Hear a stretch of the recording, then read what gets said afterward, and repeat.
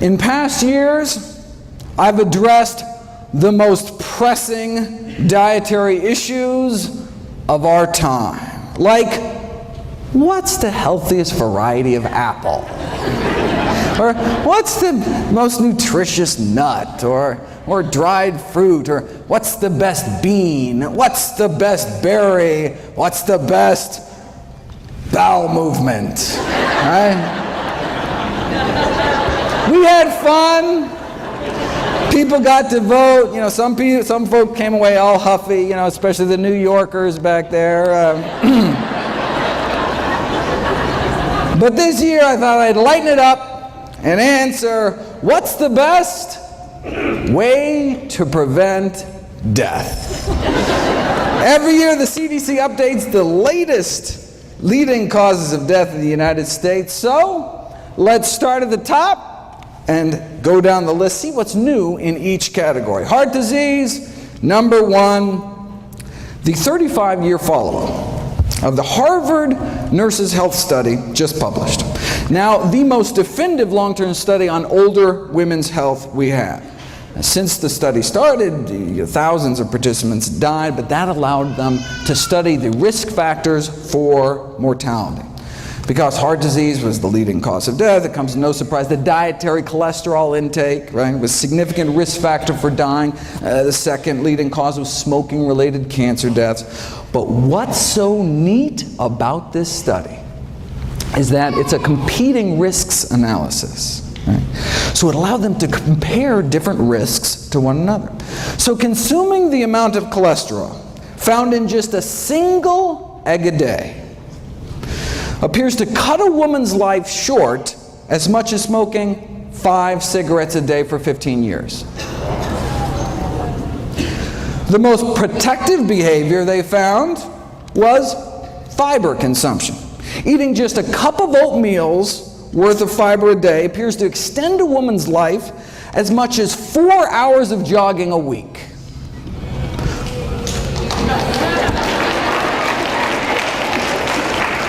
Though you can do both.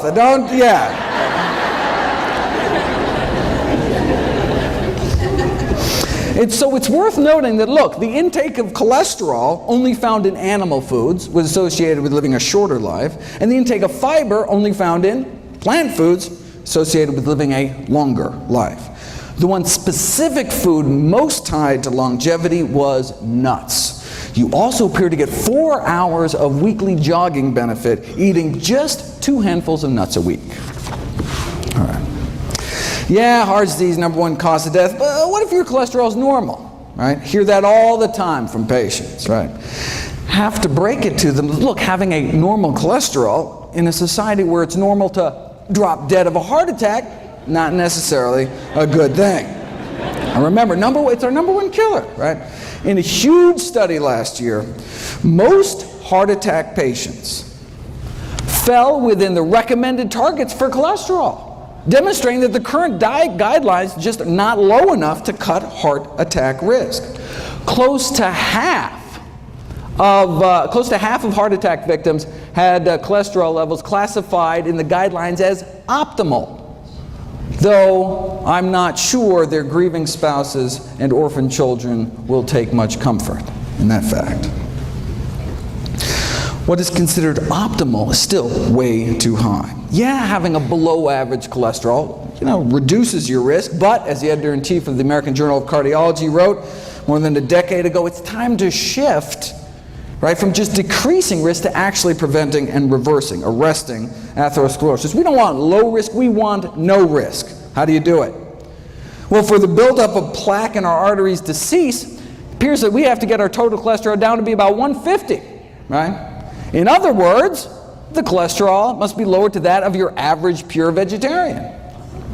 Now, but because relatively few people are willing to abide by the vegetarian lifestyle, drugs are required, to get down to similar levels, right? So it's our choice.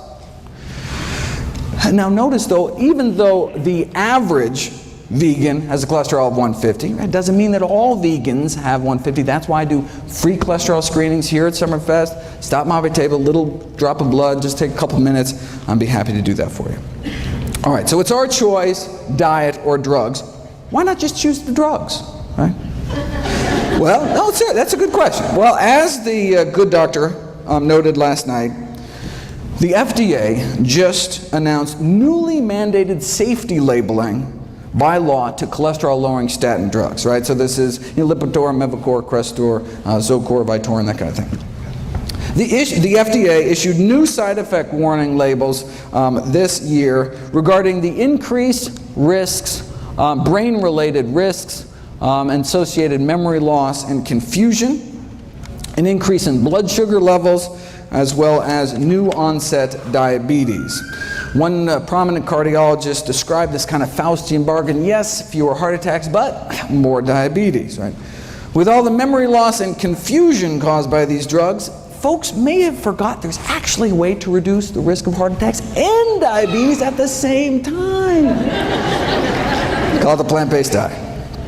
All right, now cholesterol is just half of the heart disease story. The other half is inflammation. Right? We've known for 15 years that a single meal high in animal fat, sausage and egg McMuffin was used in the original study, can paralyze our arteries, right? Cutting their ability to relax normally in half within hours of eating animal products. The whole lining of our vascular tree gets inflamed and stiffened, right? And just as that inflammation, so here's hours, right? 1, 2, 3, 4, 5, 6. Just as that inflammation, right? Just as that crippling of our arteries starts to finally calm down after 5 or 6 hours, lunchtime, right? And then we may whack our arteries with another load of meat, eggs, or dairy, right? And so most people are in this chronic state of low-grade inflammation, increasing risk for these inflammation-related diseases like heart disease, cancer, diabetes, one meal at a time. Does the same thing to our lungs. Right? Again, within hours, inflammation in our airways. A single meal causing internal damage, not just years down the road, but literally right then and there, that day, within hours of it going into your mouth. And just this year, we finally figured out, we finally solved the mystery as to why. And it doesn't appear to be the animal fat itself. And it's apparently not the animal protein, which is what's implicated in the inflammation from arthritis. Right? So if it's not the animal fat, it's not the animal protein, what is it? The whole thing is a crazy cool detective story that I'll be putting in a series of videos next week, actually, July 4th, July 5th, July 6th. But I'll just cut to the chase, spoiler alert. After a meal of animal products, people suffer from endotoxemia. Their bloodstream becomes awash with bacterial toxins, known as endotoxins, that are present in the animal products. So, I mean, no wonder our body goes crazy. These dead meat bacteria toxins aren't destroyed by stomach acid, aren't destroyed by pancreatic enzymes, right? Aren't destroyed by cooking. They tried boiling meat for hours, still didn't work. And so these bacterial toxins were found to be highly resistant to cooking and our body's best attempts at acid and enzyme digestion. Now, the animal fat actually does play a profound role in this whole process by ferrying the bacterial toxins present in the meat through the gut into our system. So the reason animal products trigger immediate inflammation appears to be because they're so loaded with bacteria that can trigger inflammation dead or alive, even if they're fully cooked. Right? And then saturated animal fat then boosts the absorption of these toxins into our bloodstream. So now that we know what's going on, what do we have to do? Well, from a 2012 follow-up, the most obvious solution to this metabolic endotoxemia, okay, well, we can reduce saturated fat intake, which in this country is mostly cheese and chicken, but the Western diet is not conducive to this mode of action, and it is difficult for patients to comply with this request. Right? So what, let's not even tell them, right? I mean, this patronizing attitude in the medical profession of, oh, patients won't change their diet or stop smoking. I mean, even if it's going to kill them, you know, so why bother, right? That attitude may be one of the real leading causes of death. But let's get back.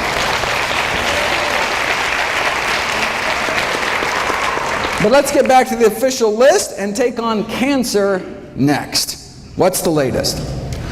Well, we know from the largest forward-looking study on diet and cancer ever performed by humanity, the incidence of all cancers combined lower among vegetarians than meat eaters, especially some of the fastest growing tumors like lymphomas and leukemias. And for that, the worst meat was actually poultry, chicken. Up to triple the rates for every 50 grams of poultry consumption. A quarter of a chicken breast, triple your risk. Normally, this whole presentation would be in the kind of quiz show format, but there was a scheduling mix-up. I was supposed to be the last speaker at night, and so I could go long and not interfere with the schedule, but anyway, won't happen again, and so next year back to the quiz show format, and apologize, I had to cut this short. Okay, but the link between meat and cancer is such that even the Journal of Meat Science last year asked, should we become vegetarians? Or they said, can we make meat safer? There's a bunch of additives, for example, that can suppress the toxic effects of the blood-based iron, the heme iron found in meat. Now, the additives are still under study, but could provide an acceptable way to prevent colon cancer, right? Because avoiding meat, obviously, completely out of the question. I mean, that's... They fear that if the National Cancer Institute recommendations to reduce meat consumption were adhered to, sure, cancer incidence may be reduced, but farmers in the meat industry would suffer important economic problems. Now, for those of us more concerned about the suffering caused by the meat industry rather than the suffering of the meat industry, what happens if you put cancer on a vegan diet? Well, the Uprooting Research Foundation just completed this elegant series of experiments, which I want to spend a bit of time on. Simple experiments. They put people on different diets, draw their blood, and then drip their blood on cancer cells growing in a petri dish, and just stood back to see whose blood was better at suppressing cancer growth. They're the ones that published that study showing that the blood of those on a vegan diet was dramatically less hospitable to cancer. Now, even the blood of those on a standard American diet fights cancer. I mean, if it didn't, everybody'd be dead, right? It's just that the blood of those eating vegan fights about 8 times better.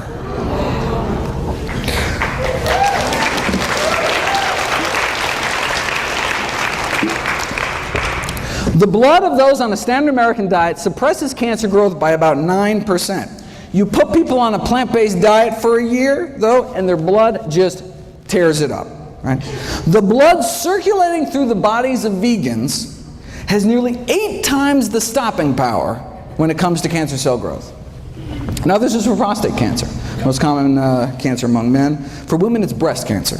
So the Uprooting researchers tried duplicating this study with women using breast cancer cells instead. Now, they didn't want to wait a whole year to get the results, so they figured they'd try to see what a plant-based diet could do in just 2 weeks against 3 different types of human breast cancer.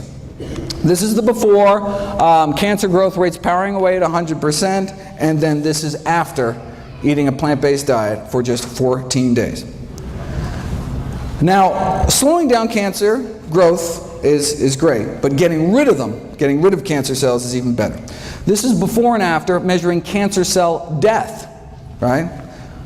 This is the before, and this is the after, pre and post plants.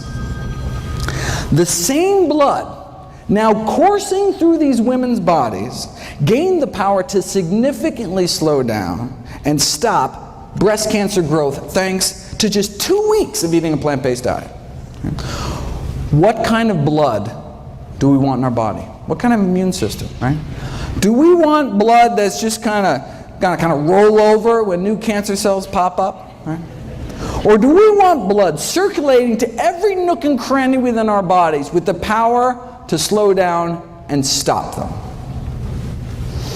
Now, this strengthening of cancer defenses was after 14 days of a plant-based diet and exercise. They were out walking 30 to 60 minutes a day. Right? Wait, well, maybe the only reason their bodies became, so effective at suppressing cancer cell growth was because of the exercise. Maybe diet didn't have anything to do with it. So they put it to the test. This is measuring cancer cell clearance. And this is what we saw before, the effect of blood taken from those eating a plant-based diet, in this case for 14 years, along with mild exercise, just like walking every day, right? So, plant-based diets, walking, that's the kind of cancer cell clearance you get. Now, compare that to the cancer-stopping power of your average sedentary. You see this little burger, apple? Oh, sorry, I can't. All right. On the website, it's a little, okay, compared to the cancer-stopping power of your average sedentary meat eater, which is basically non-existent. Okay. But what about this middle group? Now, this middle group, instead of 14 years on a plant-based diet, they had 14 years of the standard American diet, but had daily strenuous hour-long exercise, like boot camp this morning. Seriously, calisthenics, right? They wanted to know, if you exercise hard enough and long enough, can you rival some strolling vegans? All right. Let's find out. And exercise worked, no question, right? But literally 5,000 hours in the gym, no match for a plant-based diet.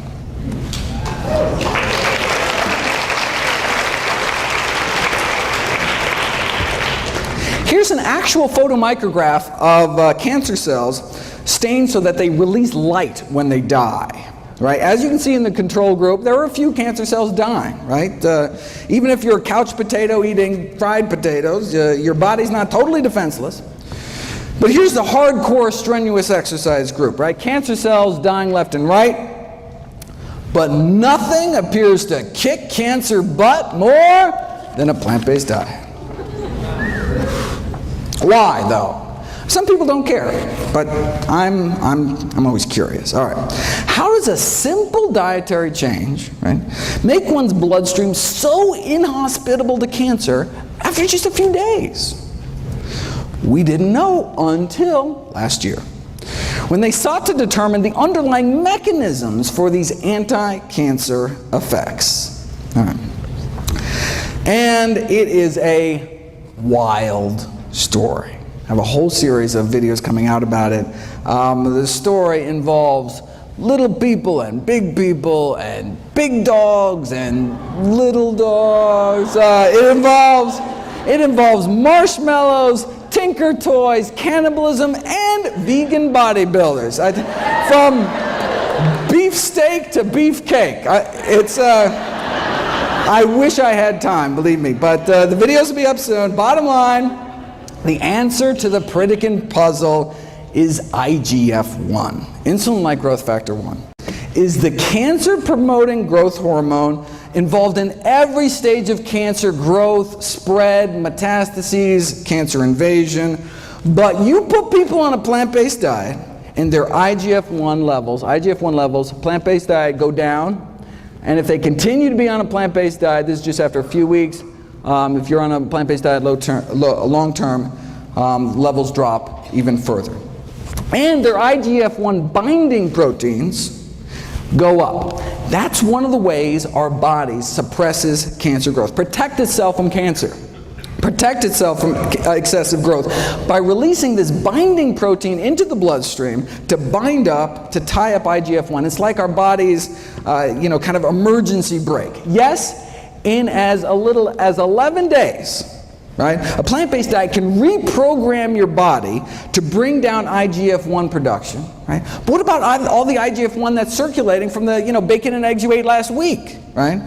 So the liver releases the snatch squad of binding proteins to tie up, to take all this IGF-1 out of circulation.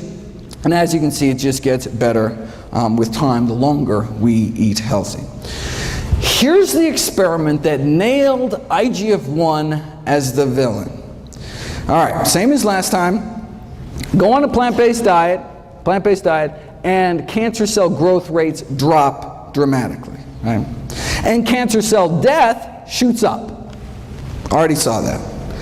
But then, here's the kicker. Right?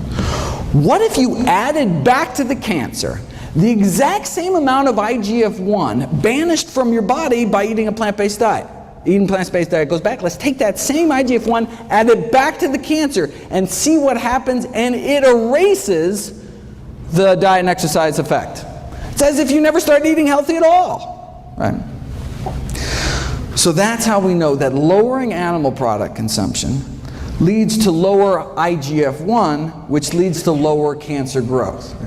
But how low does our animal product consumption have to go? And how plant-based do our diets have to get? Well, let's look at the IGF-1 levels of meat eaters compared to vegetarians compared to vegans. Right? Does a plant-based diet, is it better at lowering circulating levels of IGF-1 compared to a meat-eating diet or a lacto-ovo diet? And this is what they found. Right? Only the vegans, so meat eaters, vegetarians, vegans, only the vegans had significantly lower levels, and the same relationship was found with IGF-1 binding protein levels, right? That's what we want higher. Again, we got nothing here. One really had to go to that final step, vegans, to significantly bind up all that excess IGF-1 in their bloodstreams. Right? This was a study done on women. What about vegan men? They found the same thing. So even though vegan men tend to have significantly higher levels of testosterone than both vegetarians or meat eaters, which actually can promote the growth of prostate cancer. But the reason a vegan diet can actually reverse the progression of cancer, which I've shown you in previous years, the Dean Ornish work, may be because of how low their IGF-1 levels are. So high testosterone, but still low cancer in the vegans. The bottom line is that male or female, right, just eating a vegetarian diet did not seem to cut it, right? Didn't do your body many favors. Right? Looks like to get that significant drop in that cancer-promoting growth hormone levels, one really has to move towards eliminating animal products altogether.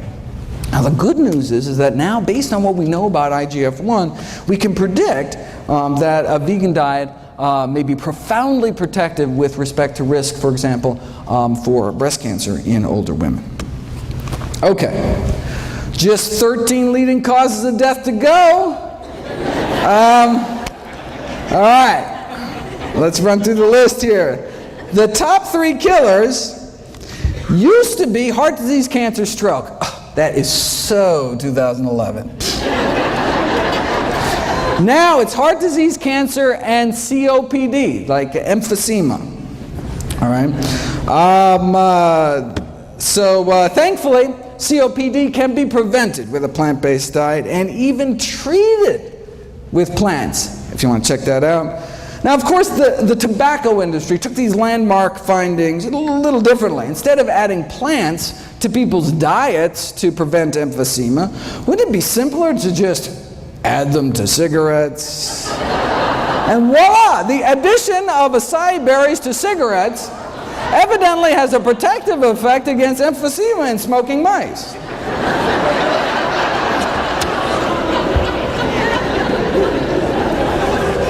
Next, they're going to start putting berries in meat, right? I couldn't make this up, people. Look at this. Adding fruit extracts to burgers, right?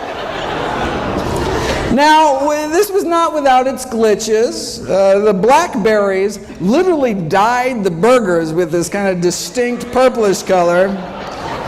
Though infusing lamb carcasses with kiwi fruit juice before rigor mortis set in does evidently lead to greater tenderness in the meat.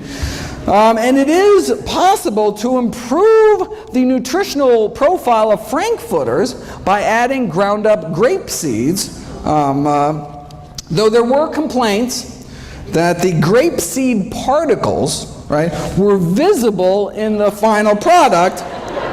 And look, if there's one thing we know about hot dog eaters, it's that they're picky about what goes in their food. Right?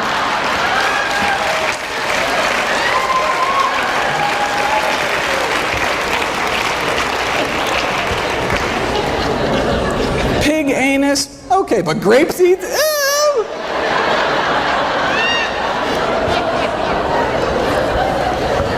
Preventing strokes.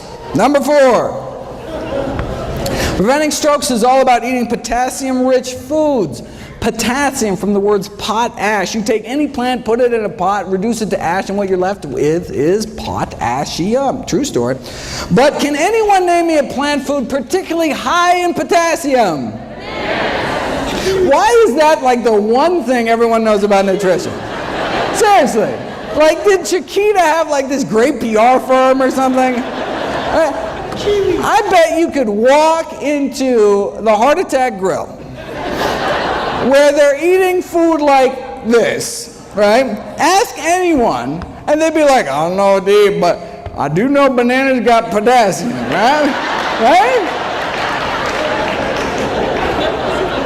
All right. In reality, bananas don't even make the top 50 sources. Coming in at number 86, right behind fast food vanilla milkshakes. And then bananas. All right. In the top 5 sources are tomato and orange concentrates, and in terms of whole food sources, it is greens, beans, and dates. In fact, if you look at the next leading cause of death, right, bananas could be downright dangerous.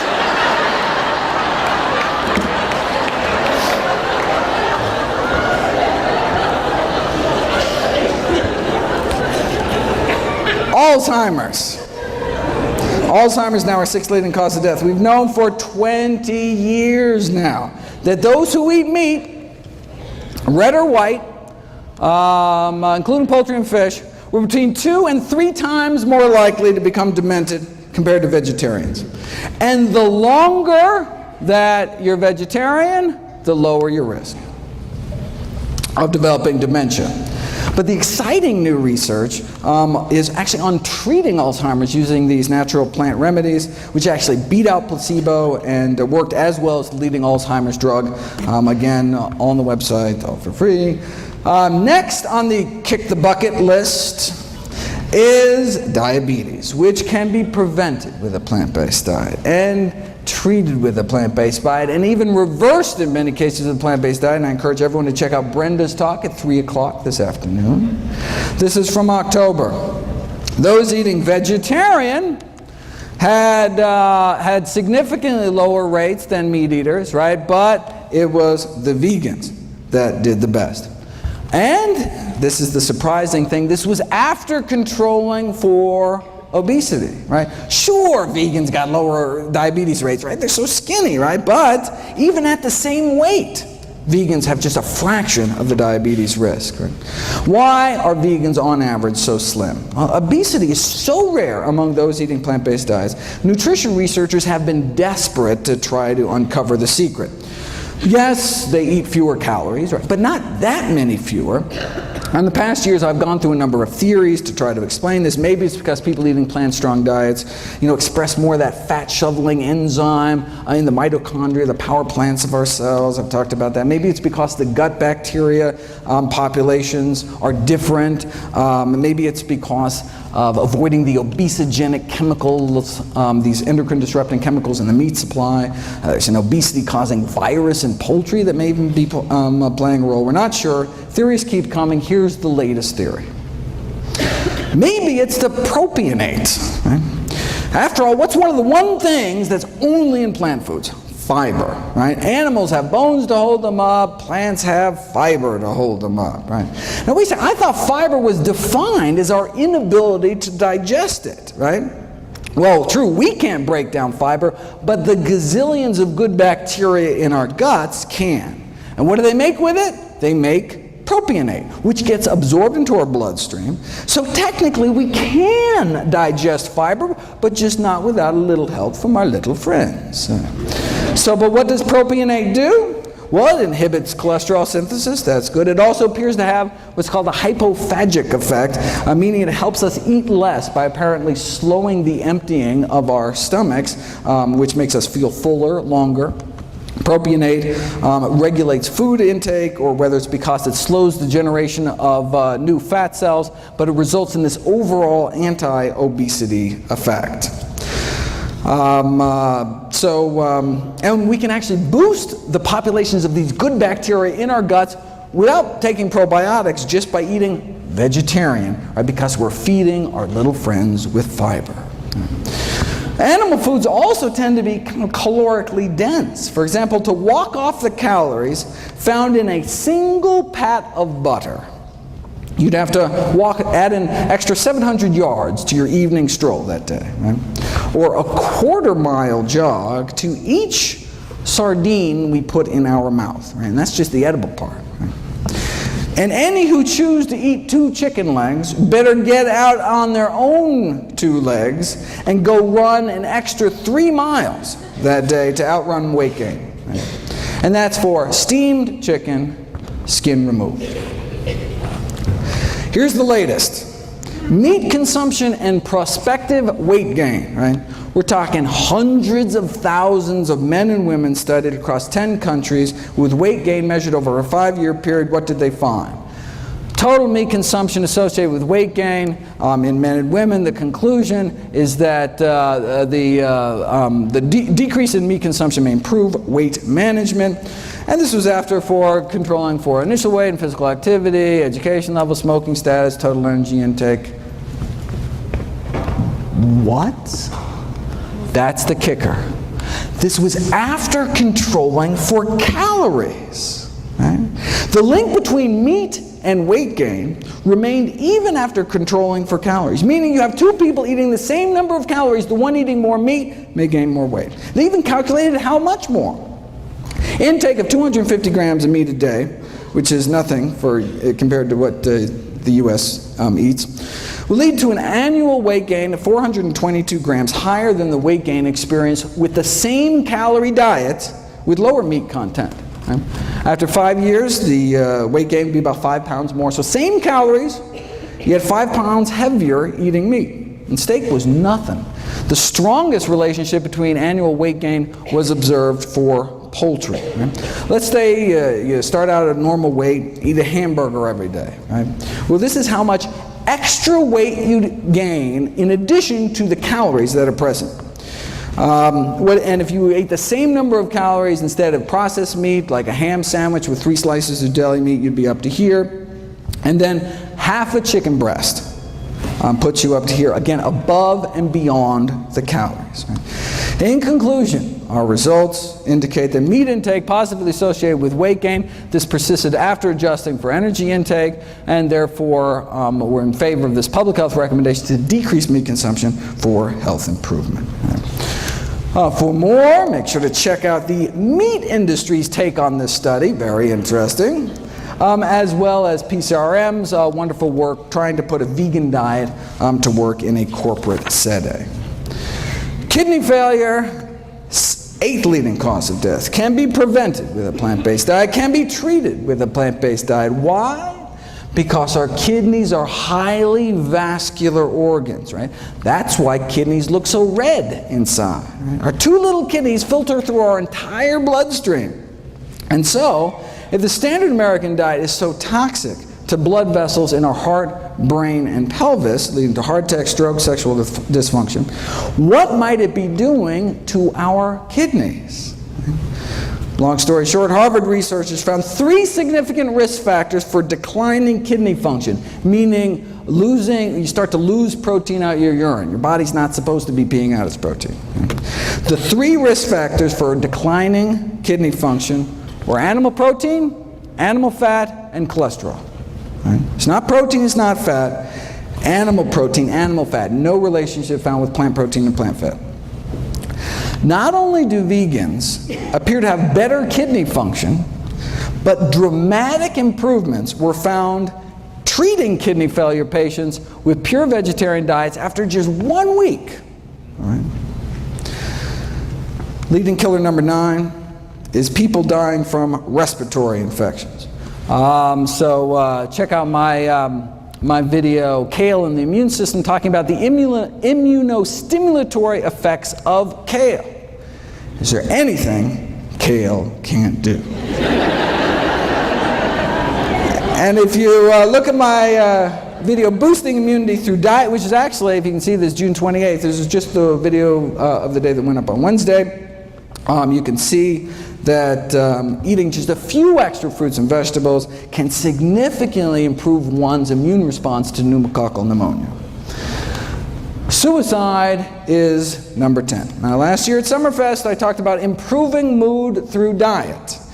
We know vegetarian diets have been associated with healthier mood states, but you don't know if it's cause and effect until you put it to the test. And that's what was done this year. You take regular meat eaters and you remove meat, fish, poultry, and eggs in this study from their diets. And you can see a significant improvement in mood scores after just 2 weeks. I mean, it can take drugs like Prozac, months to take effect. In fact, the way drugs like Prozac work is they boost the levels of the so-called happiness hormone serotonin. Did you know that there is serotonin in plants? I had no idea. I certainly didn't. But there's serotonin and dopamine and all sorts of human neurotransmitters in plants. So much so, there's been a call to start treating depression with high-content sources of serotonin. Like plantains, pineapples, bananas, kiwis, plums, and tomatoes. Right? And what's the side effects? You get a little seed stuck in your teeth or something? Right? Maybe that's why high intake of fruits, vegetables, mushrooms, and soy associated with decreased prevalence of depression. Maybe that's why improved behavior in teenagers was significantly associated with higher intakes of leafy green vegetables and fresh fruit. For more, keep an eye out for my videos on the wrong way to boost serotonin, which is by these tryptophan supplements, a better way to raise serotonin to fight things like premenstrual depression, and then the best way, as reported in this double-blind, placebo-controlled crossover study on the successful use of butternut squash seeds in the treatment of social anxiety disorder, for example. Amazing. How might a plant-based diet prevent systemic infections? Well, meat-borne bacteria can directly invade one's bloodstream through the intestinal wall, or in women can creep up into their bladder. Just this month, June 2012, we have direct DNA fingerprinting proof, finally, right, that women eating meat are getting urinary tract infections from eating meat contaminated with fecal bacteria that then crawl up into their bladder. Right? And chickens are the most likely reservoir. Wait a second. You can't sell unsafe cars. You can't sell unsafe toys. How is it legal to sell unsafe meat? Well, they do it by blaming the consumer. Right? As one USDA poultry microbiologist said, raw meats are not idiot-proof. They can be mishandled, and when they are, it's like handling a hand grenade. You pull the pin, someone's going to get hurt. See, if we get sick, it's our fault. Right? Now, while some may question the wisdom of selling hand grenades in supermarkets, the USDA poultry expert disagrees. Says, I think the consumer has the most responsibility, but just refuses to accept it. Right? It's like a car company saying, yeah, we installed faulty brakes, but it's your fault for not putting your kid in a seatbelt. Right? A director at the Centers for Disease Control responded famously to this kind of blame the victim attitude from the meat industry Is it reasonable, she asked, if a consumer undercooks a hamburger that their 3-year-old dies? Is that reasonable? Not to worry though, the meat industry's on it. All right, they just got FDA approval for a bacteria-eating virus to spray on the meat. Now, some have raised concerns about these so-called bacteriophages, such as the possibility that these viruses can spread toxin genes between bacteria, which wouldn't go good, especially given the difficulties in preventing large numbers of these viruses from being released into the environment from the slaughterhouses. All right. Now, it could also allow the meat industry to become more complacent about food safety, right? If they know they can just kind of spray some viruses on at the end, right? Similar to the quick fix argument about irradiation. From the industry point of view, right, who cares if there's fecal matter in the meat, as long as you can just blast it at the end with enough radiation, right? Now, the meat industry is concerned that consumer acceptance of these bacteria-eating viruses may present somewhat of a challenge to the food industry. Not that they'd ever be labeled, of course.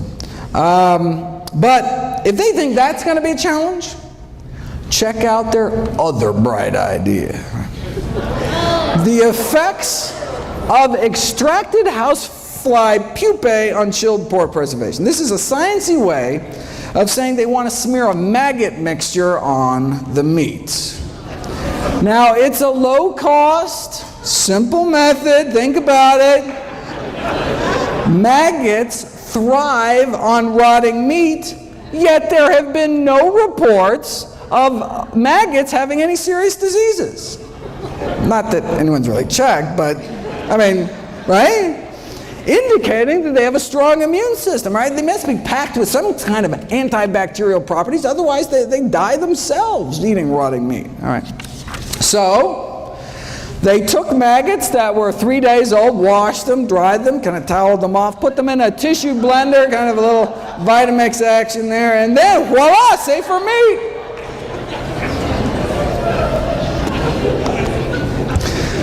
We did kidney failure. What about liver failure?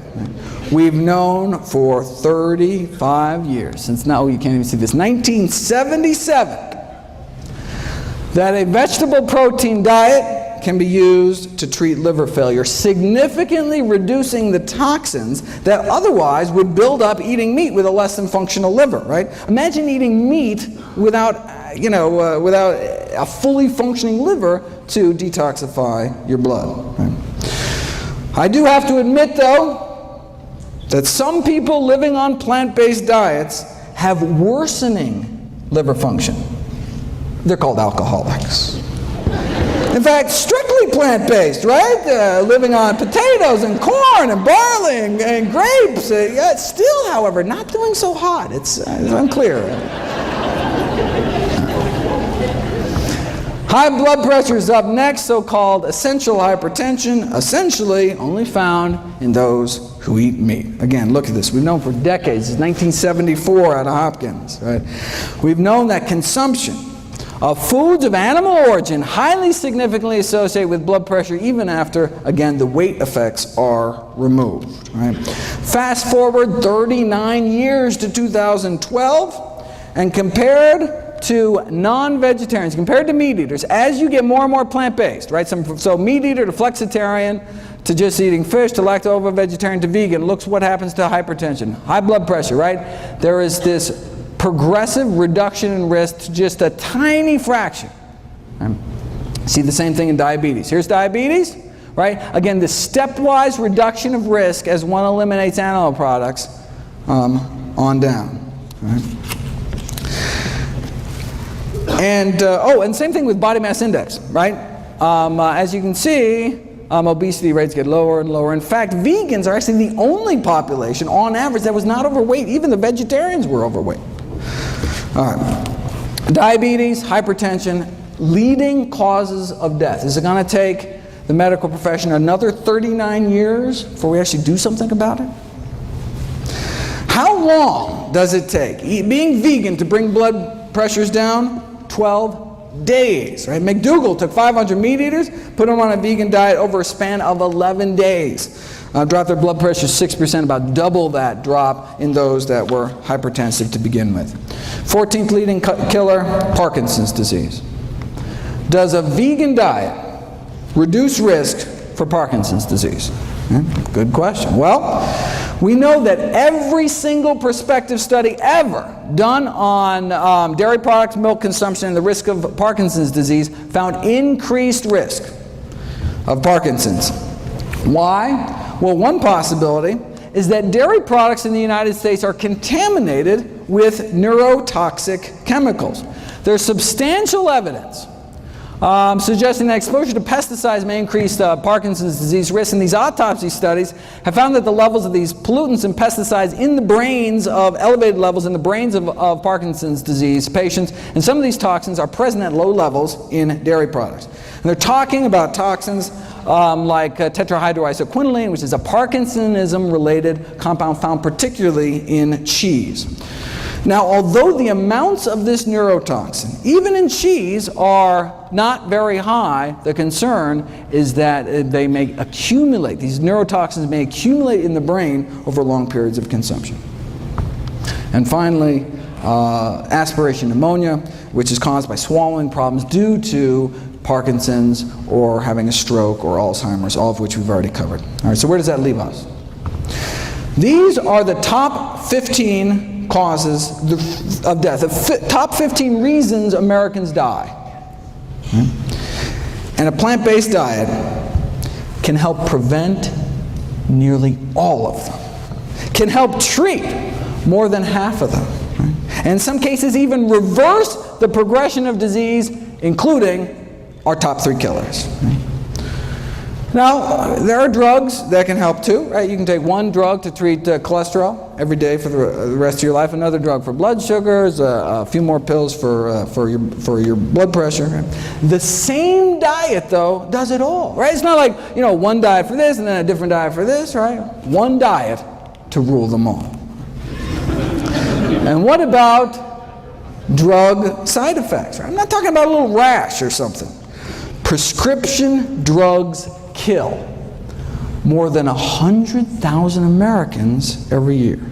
And I'm not talking about medication errors, not abuse, not overdose. We're talking, this is just deaths from side effects, so-called ADRs, adverse drug reactions to prescription drugs. Wait a second, 100,000 deaths a year? That means, let's go down the list. Whoa, that means that the 6th leading cause of death in the United States is doctors. The 6th leading cause of death is me. Thankfully, I can be prevented with a plant-based diet.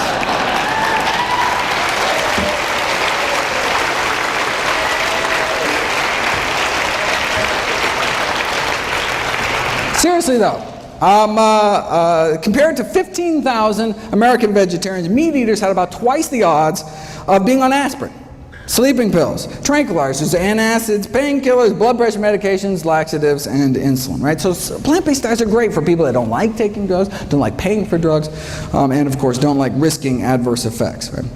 Now this study did show that plant-based diets have their own side effects. Side effects include a lower risk of chronic disease, fewer allergies, fewer surgeries. We're talking fewer varicose veins and hemorrhoids, even fewer hysterectomies. And we're not talking just the big killers, right? Not just less heart disease, cancer. This is the longest study on vegetarians in human history. Not just less heart disease and stroke and high blood pressure and diabetes, but less diverticulosis, less, if you can read this, less diseases overall. Right? That's the side effects of a plant-based diet, less disease overall.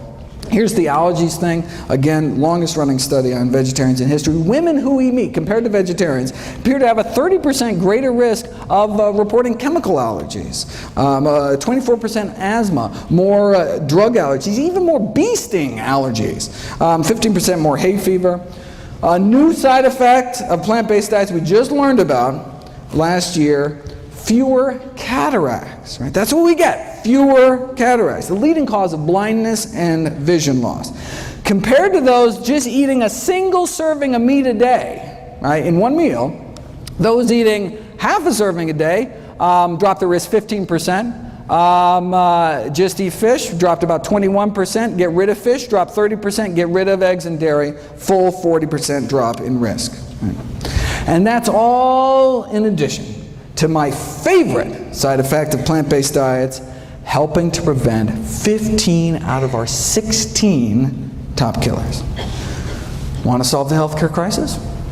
I've got a suggestion. Imagine if our nation embraced a plant-based diet. Right?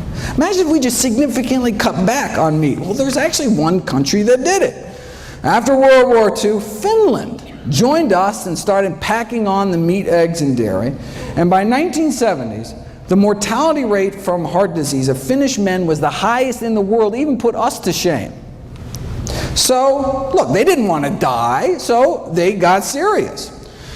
Heart disease is caused by high cholesterol. High cholesterol is caused by high saturated fat intake. So the main focus of the strategy was to reduce the high saturated fat intake in the country. So this means here that's cheese, chicken, cake, and pork, basically. All right.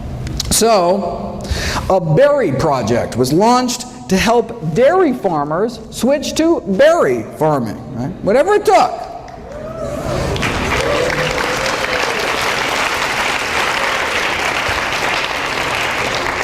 And indeed, many farmers did switch from dairies to berries.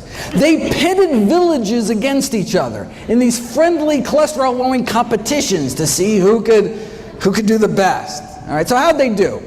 All right, look, on a population scale, even if mortality rates drop, 5%, I mean, that could save thousands of lives, right?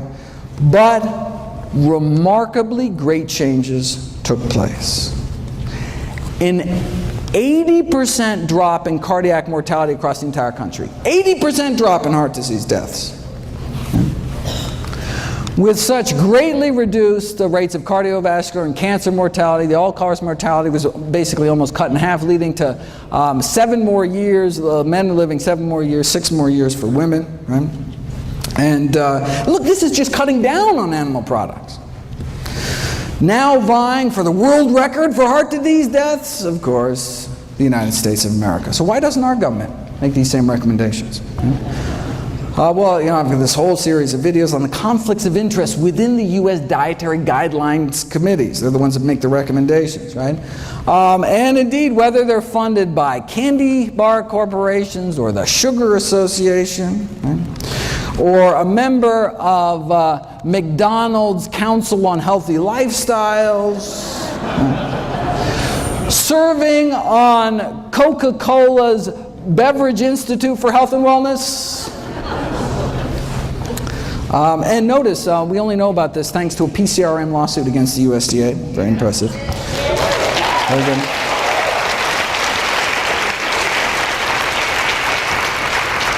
One committee member served as the Duncan Hines brand girl and then as the Crisco brand girl. These are the folks, all right, dictate U.S. nutrition policy, right?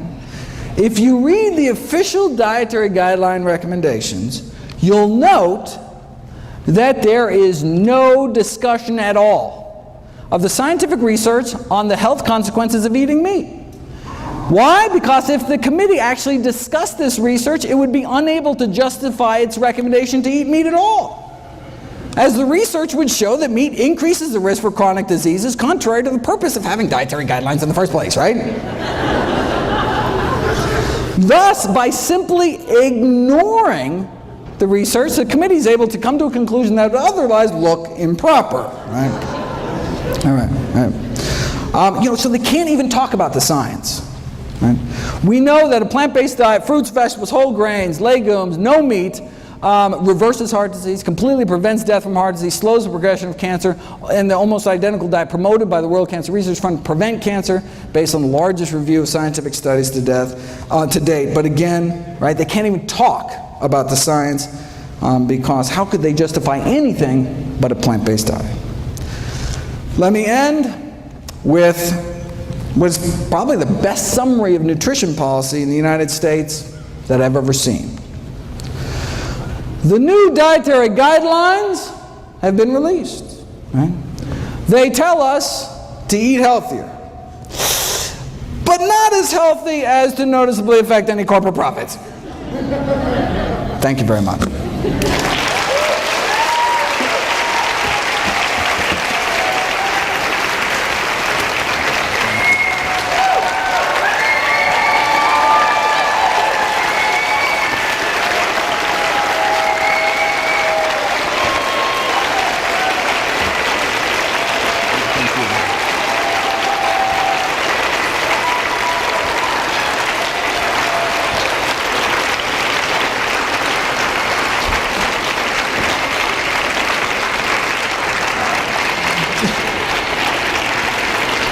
Don't forget to check out my new video every day. Please share the site with friends and family. Buy them all DVDs, all proceeds to charity. And remember, please feel free to stop by for a free cholesterol check. See everybody there. Thank you, Dr. Gray.